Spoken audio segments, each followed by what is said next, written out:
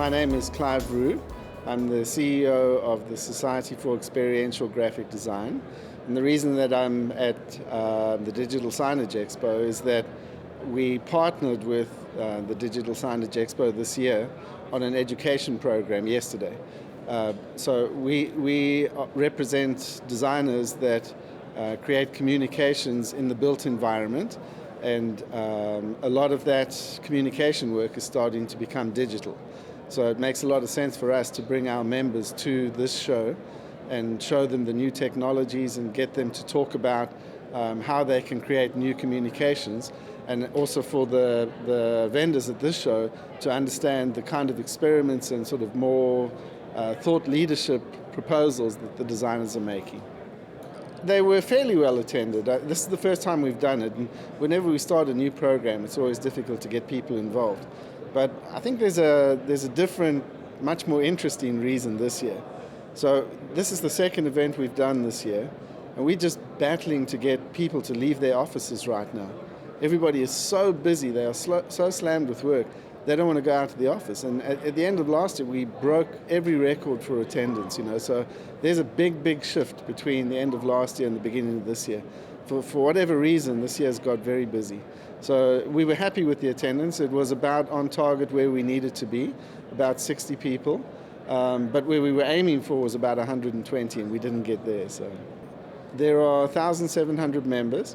They don't buy products. They specify products for big projects, things like the LAX airport, for example, or something like the Cleveland Museum of Art. So they have a large influence, but they're not buyers. So, and I think if you ask how big is the universe, because that's our members, but we estimate it's about 10 times bigger than we are. So something like 17,000 designers, I think. It grew out of a group of designers that were doing signage and realized that signage, what the potential of signage was much bigger than just signs. So what they started to do was use signage in museums to tell stories about exhibits, and they realized that there were opportunities for signage all over the place that were not sort of traditional road signs or emergency signs, And they said at the time that we can't call it the Signage Institute because it's going to be more than that. So they call it environmental graphic design.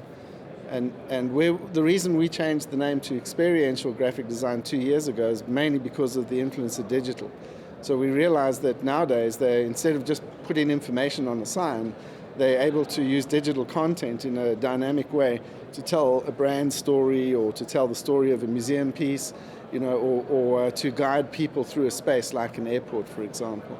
So experiential sort of is the bigger umbrella that covers the whole of digital as well. This is my third year, and I think I've seen some interesting technologies this year that I wasn't aware of last year. For example, there's a company that's making holograms, and it's fascinating technology, especially if you think about museums, where you've got a static object and it has no sort of context.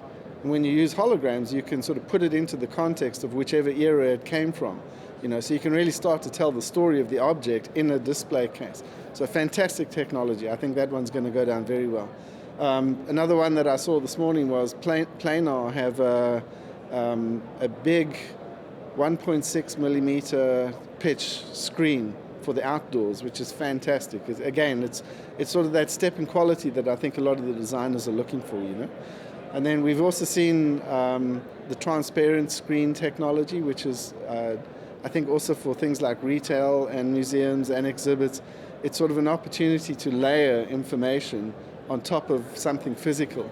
And that's sort of a fascinating way to bring the digital and the physical world together. So very interesting technologies there. And then there's some that are maybe a little mundane, but not really when you think about the application. So at the LG stand, they have a screen display that they've built into bulletproof glass.